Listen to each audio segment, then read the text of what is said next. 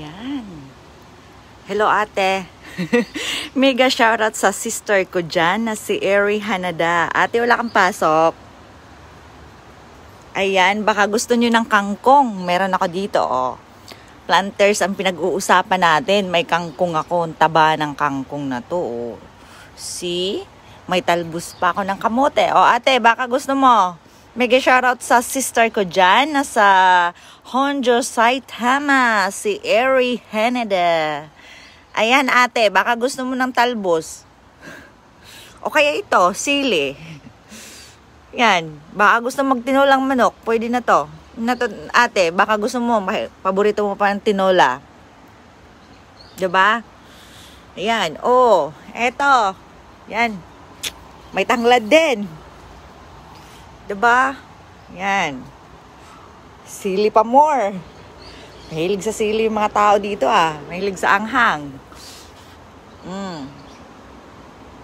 Wala kang pasok ate. Yung pasok ng ate ko. Ayan. Lumaki na yung malunggay ko. Pwede na ako magtinola. Socialist pa yung planters ko ah.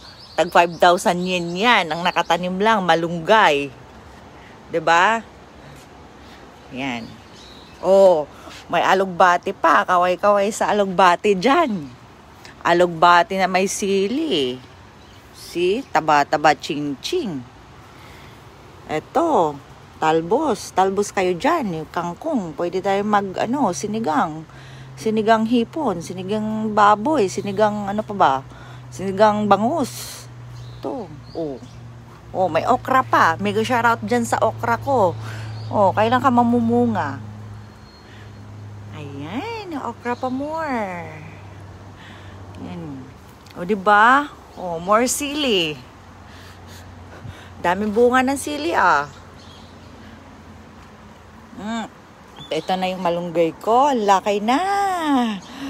Pwede na ng tinola, besh. Anong maganda dito? Sa malunggay na to? Tinolang manok? Oh, yan. Pwede nang gulayin. Tapos meron pa akong ano to? Morning Glory. Morning Glory. Oh, yan. Diba? Oh. See? Oh, ano yan? African Daisy? African Rose? Ayan. Ito talagang pinaka-paborito ko sa lahat. Yung tanglad. Tsaka, magkasama na sila. Yung sili, tanglad, tsaka luya. Ang taba ng luya, oh. Yan, ganyan. Ganyan dapat itanim. Yung mga good for health. Hindi yung mga, ano ba yun? Daming bulaklak. Tapos, ayan pa siya, girl. Yung aking alugbati. See? Ganda. Tapos, namimiss ko kasi yung tag nito? Gabi na ginataan na may crab. Kaya, ayan, kinatay ko na yung gabi ko. Ha! Mega shoutout sa gabi ko dyan. Yan, ang dami niyang, laman. Natay ko na siya. Dahil gagawa ako ng ginataang gabi na may crab. O, diba? Tapos lalagyan ko ng maraming sili. Yan, ganyan dapat ng mga itatanim. Yung may mga kabuluhan. Hindi yung mga makate. O, diba? O, ganyan. Yung mga gabi. So, kung gusto mo may makakain ka. Diba? Malunggay. O, lalagay ko na yan sa loob ng bahay kasi magwi-winter na. Sili. Oh, pwede akong magsinigang. Mega shoutout sa sili ko dyan, oh. Diba? Laki. Ang daming bunga. Oh. Tapos may alugbati pa ako. Diba? Anong masarap dito? Yung lasay sa probinsya, yung lasay, laswa. Laswa ba yung tawag nun? Lasay, laswa? Ay. Ayan. O kaya magsinigang kaya ako. Sinigang baboy dahil maulan ngayon. Masarap yung sabaw. Diba? Ganyan yung mga dapat itatanim. Yung pwede mong gulayin. Pwede mong i-decoration. O, decoration na yan. Namumulaklak na. O, di ba? May bulaklak na siya. O, ate, baka gusto mo. O, PM is the key lang. PM ka lang sa akin. O, baka gusto mo ng malunggay. Pero maganda talaga yung bulaklak ng Morning Glory ko. Yan. Pwede ito siyang pang-decoration sa niluluto mo. O, after mo magluto, pitasin mo siya, i-decoration mo siya. Hindi mo nga lang pwede kainin. Yan, malunggay pa more. Yan, kasi yan ang maitatanim sa planters, yung malunggay. Dahil yan, marami ang benefits sa katawan. Maganda yan sa health. 'Di ba? Hindi yung mga, diba yun, yung mga makakate na itatanim nyo. Wag ganon. Yung mga malunggay tatanim dapat. Dahil ito, marami itong benefits sa health natin. Hindi tayo magkakasakit. Hindi tayo madadapuan ng mga kung ano-ano.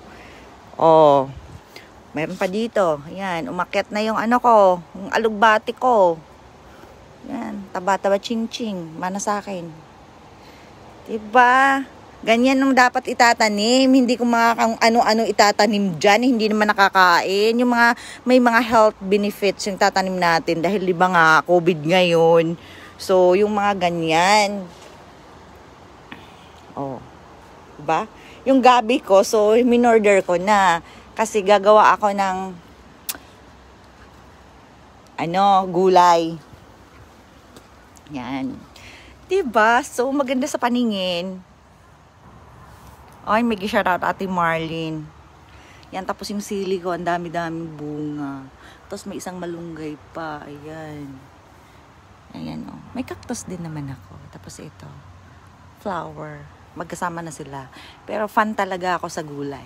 O yung okra ko, malapit na siya mamunga. Ganyan mga itatanim sa planters, yung mga okra, mga talong. Pwede kang pwede kang magsinigang instant everyday, may gulay ka. Dahil yung okra na yan, everyday namumunga yan. Oh, see? Dahil mahirap dito sa Japan, mahirap magtanim dahil wala tayong lupa dito. Kaya sa planters na lang tayo nagtatanim. Pati talbos sa kamote, sa planters na din. Diba? Mataba siya. So, diyan ka lang. Dahil gugulayan na kita, kakatayin kita mamaya. Ito. Oh. Diba? Oh, talbos na kamote. Hindi kagaya sa Pilipinas na meron tayong hectares, 6 hectares na lupain. Kahit magtanim tayo doon, mag-farming tayo, pwede lang. Pag nandito sa ibang bansa, syempre, wala naman tayong lupa dito. Mahirap naman tayo dito. Kaya ganyan lang. Yung mga planters na lang yan. Oh, see? Sarap. Oh, siya. May shout out everyone. Magugulay muna ako. Gusto ko yung ginataang gabi na may crab. Nag-crave ako. So, kinatay ko na yung gabi ko. May shout out sa gabi ko. Ayan. Ang dami niyang laman, ha? Ilang months lang yan. Dapat ganyan yung mga itatanim. Huwag yung mga, pangyawan na yan. Hindi yan nakakain. Makati lang yun. Oh, yung mga sili. Yan, ganyan yung mga tatanim natin. Oh, yung tanglad, ganyan. Para kung gusto mo magpinaupong manok, kaya mag-turbo chicken. Oh, pwede din yan pang pag napapasma yung mga paa mo, mag-foot spa ka, lagyan mo ng tanglad. Oh, ilaga mo na rin yung pata mo. Ilaga ang pata, lagyan ng tanglad. O, hindi din magpapahuli yung dragon fruit ko, ha. Meron din akong dragon fruit, kunti nga lang. Yan. So, magtatanim din ako ng dragon fruit. Tatanim ko doon, oh. Yan. Tatanim ko dyan. Tataniman ko yan. Laki ng pag hindi ba naman yan matataniman ko ng dragon fruit dyan. Yan. Pero, ewan ko lang mabubuhay kasi, ayan na, oh, red leaves. Mag-o-autumn na kasi. Maulan kasi ngayon, kaya ayan. Hindi ko alam kung may bagyo o kaya change na ng weather from summer to autumn. Kaya ayan, thank you naman sa mga viewers ko dyan. Maraming salamat sa inyong lahat. Ayan ha, yan ang tips ko. Pag mag-planters tayo, wag yung mga kung ano-ano tinatanim natin, hindi nagugulay yun. Yung nakakain ang itatanim natin, saka yung maraming health benefits. 'Di ba? Para hindi tayo madapuan ng ng mga viruses na nagkalat-kalat diyan. O siya, ang dami ko nang sinabi, baka nababagot na kayo sa akin. Buyers muna, magluluto muna ako. Kakatayin ko na to, lulutuin ko na siya. Yan, tinanggal ko na siya sa planters, dyan na siya. Bye guys, thank you for watching. Ayan yung sili ko, lalagyan ko ng sili, yung yung ginataang gabi later. Yan, marami siyang sili. Bye!